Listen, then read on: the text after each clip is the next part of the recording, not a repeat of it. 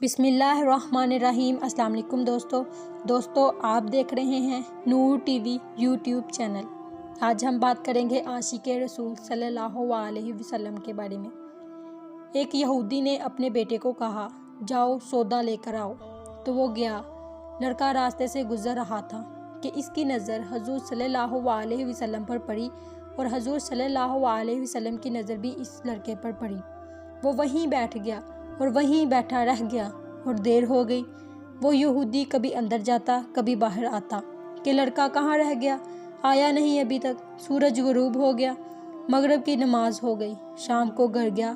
باپ نے پوچھا، ارے نادان، اتنی تاخیر کی؟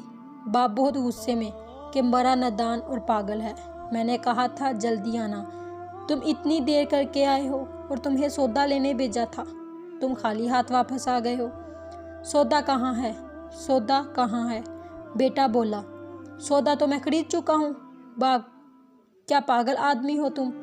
میں نے تجھے سودا لینے بھیجا تھا، سودا تمہارے پاس نہیں ہے، اور کہتا ہے خرید چکا ہوں۔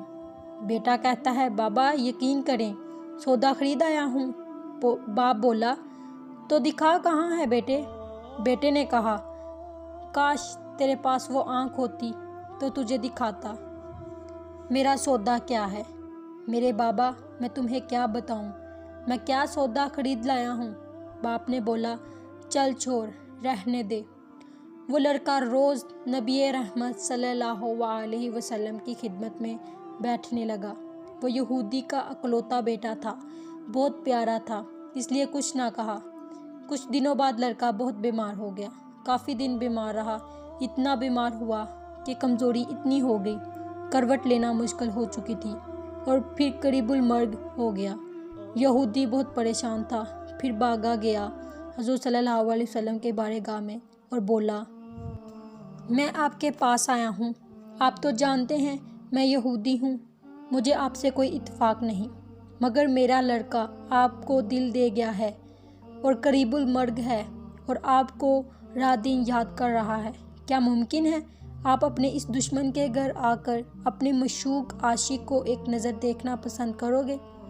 کیا یہ آرزو پوری ہو جائے گی کہ وہ مرنے سے پہلے آپ صلی اللہ علیہ وسلم کا دیدار کر لے؟ وہ کسی اور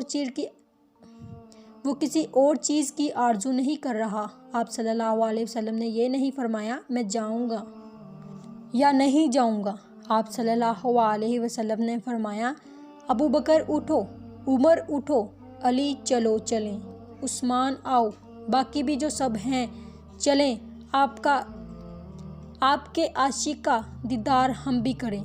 اپنا دیدار اسے دیتے ہیں، آخری لمحہ ہے، آنکھیں بند کرنے سے پہلے اسے ہم کچھ دینا چاہتے ہیں، چلو چلتے ہیں۔ یہودی کے گھر پہنچے تو لڑکے کی آنکھیں بند تھیں۔ حضور صلی اللہ علیہ وسلم کا سراپا کرم ہے۔ لڑکے کی پیشانی پر آپ صلی اللہ علیہ وسلم نے اپنا دست اقدس رکھا۔ لڑکے کی آنکھیں کھل گئیں جیسے زندگی لوٹ آئی ہو، جسم میں طاقت آ گئی، ناتوانی میں جوانی آئی۔ آنکھیں کھلیں، رخ مصطفیٰ صلی اللہ علیہ وسلم پر نظر پڑی، ہلکی سی چہرے پر مسکراہٹ آئی، لب کھل گئے، مسکراہٹ پھیل گئی۔ حضور صلی اللہ علیہ وسلم نے فرمایا، بس اب کلمہ پڑھ لو۔ لڑکا اپنے باپ کا منہ تکنے لگا تو وہ یہودی بولا، میرا منہ کیا تکتا ہے؟ ابو القاسم محمد ابن عبداللہ صلی اللہ علیہ وسلم جو کہتے ہیں کر لو۔ لڑکا بولا، یا رسول اللہ صلی اللہ علیہ وسلم، میرے پاس تو کچھ بھی نہیں۔ آپ صلی اللہ علیہ وسلم نے فرمایا، بس تم کلمہ پڑھو، میں جانوں اور جنت جانے، تم میرے ہو جاؤ، جنت بھی تو میری ہے، جنت میں لے جانا یہ میرا کام ہے۔ لڑکے نے کلمہ پڑھا، جب اس کے منہ سے نکلا محمد رسول اللہ، روح باہر نکل گئی، کلمے کا نور اندر چلا گیا، آنکھیں بند ہوئیں، لب خاموش ہوئے۔ اس لڑکے کا باپ وہ یہودی بولا، اس لیے یہ لڑکا اب میرا نہیں رہا، اب یہ اسلام کی مقدس امانت ہے کا شانہ نبوت صلی اللہ علیہ وسلم سے اس کا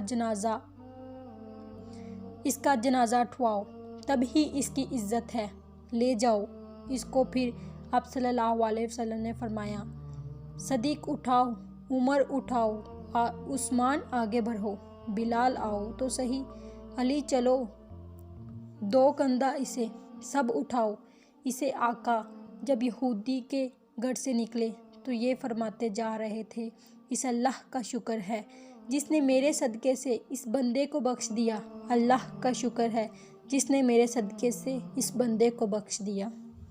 अल्लाहु अकबर, क्या मकाम होगा इस आशिक की मैयत का जिसको अली, उस्मान, अबू बकर सदीक, उमर बिन खत्ताब, बिलाल हबशी जैसे मशहूर शख्सियात कंधा देकर ले जा रहे हों और आगे आगे मोहम्मद मुस्तफ़ा सल्लल्लाहु अलैहि वसल्लम हों।